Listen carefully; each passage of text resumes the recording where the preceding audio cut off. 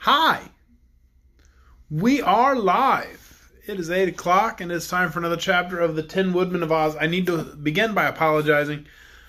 Friday night I was not on here because, frankly, I fell asleep and didn't wake up in time. Excuse me. No, excuse me again. I'm sorry. And then yesterday, I went to go see my parents for the first time in like a year. I spent a day at my parents' house. I had missed them terribly, but they finally got vaccinated. And I was like, yeah, my mom and dad. So I was not around. I was actually driving back from Marion during the 8 o'clock time when I should have been on here last night. So I missed 2 nights. I don't like that. I will not miss a third. So we're going to read tonight Chapter 13 of the Tin Woodman of Oz.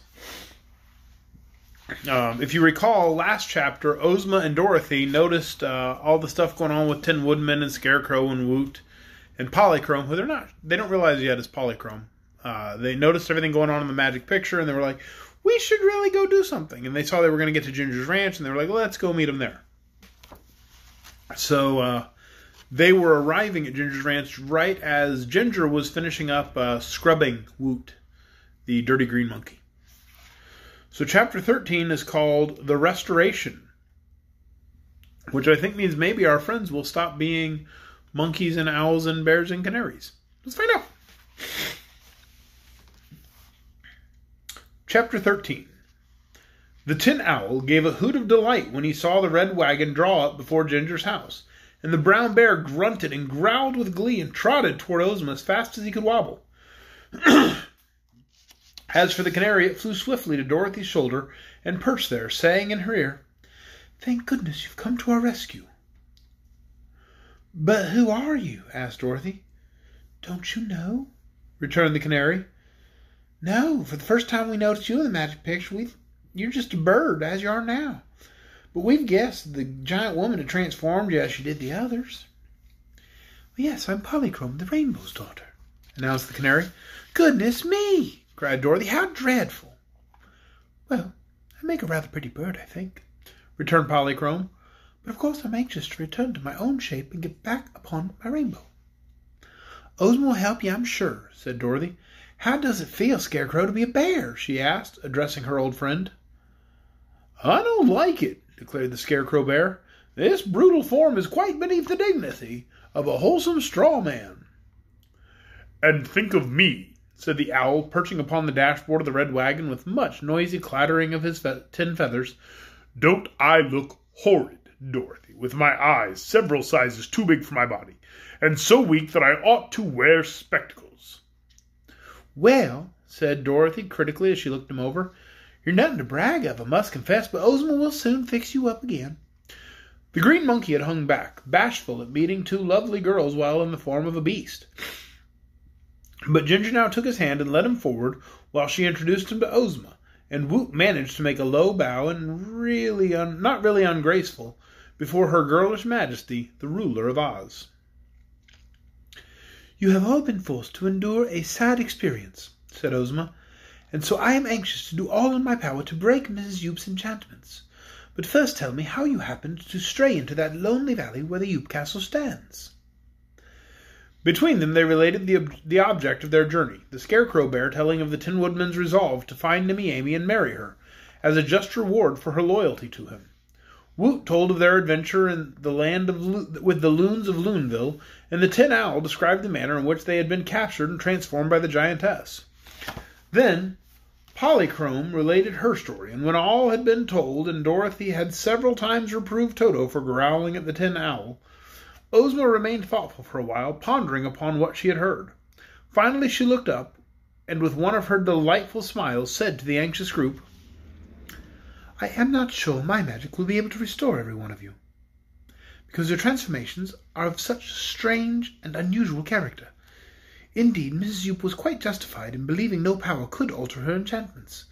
However, I am sure I can restore the Scarecrow to his original shape. He was stuffed with straw from the beginning, and even the Yookahoo magic could not alter that. The giantess was merely able to make a bear's shape out of a man's shape. But the bear is stuffed with straw just as the man was, so I feel confident I can make a man of the bear again." "Hurrah!" cried the brown bear, and tried clumsily to dance a jig of delight. "As for the Tin Woodman, his case is much the same," resumed Ozma, still smiling. "The power can make him anything but a tin creature, whatever shape she transformed him into, so it will not be impossible to restore him to his manly form. Anyhow, I shall test my magic at once, and see if it will do what I promised." She drew from her bosom a small silver wand, and, making passes with the wand over the head of the bear, she succeeded, in the brief space of a moment, in breaking his enchantment.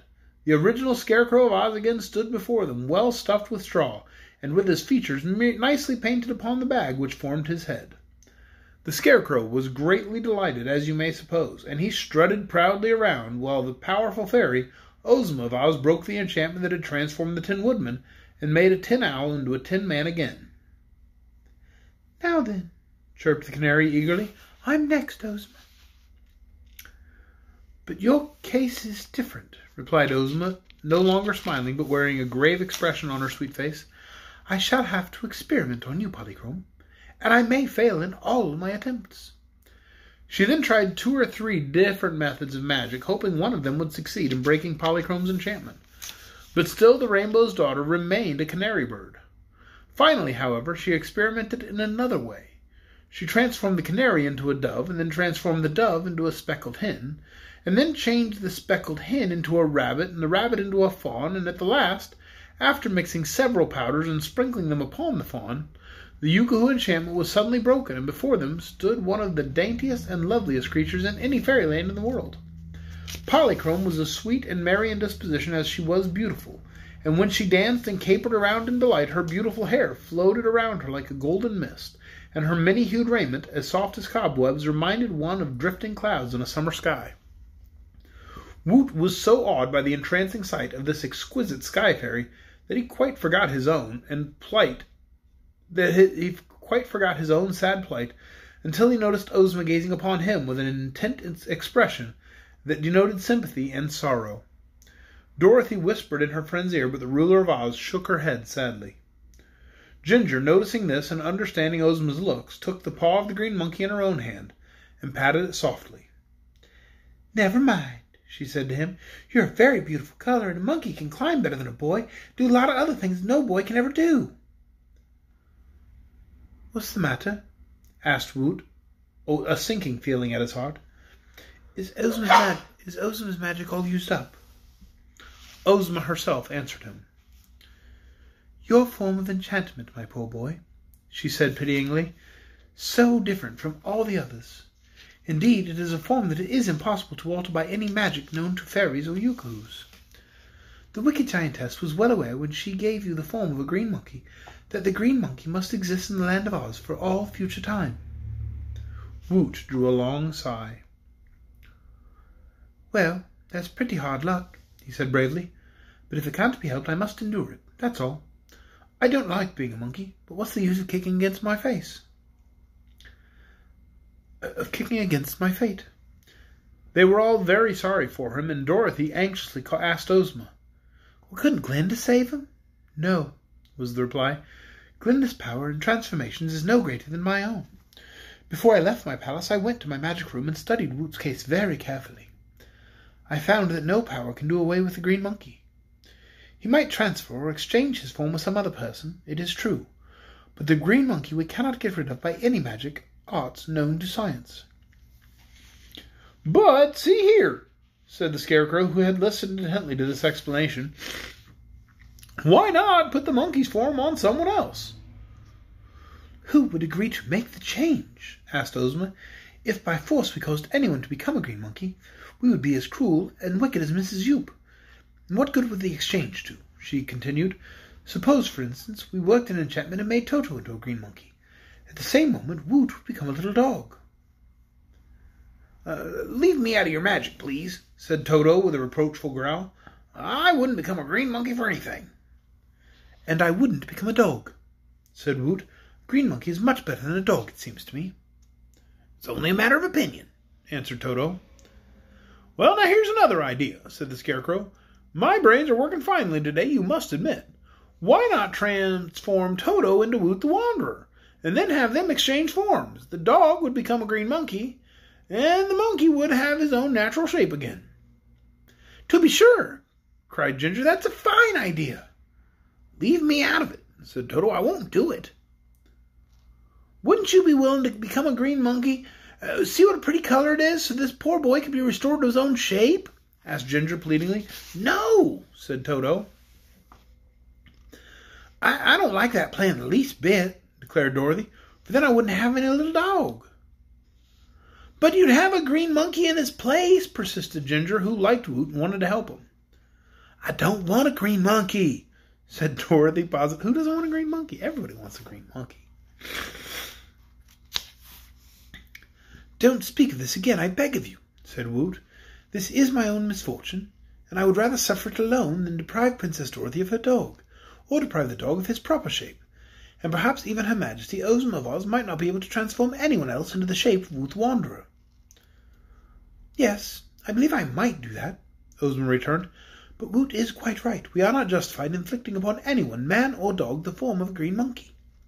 Also, it is certain that in order to relieve the boy of the form he now wears, he must give it to someone else, who would be forced to wear it always."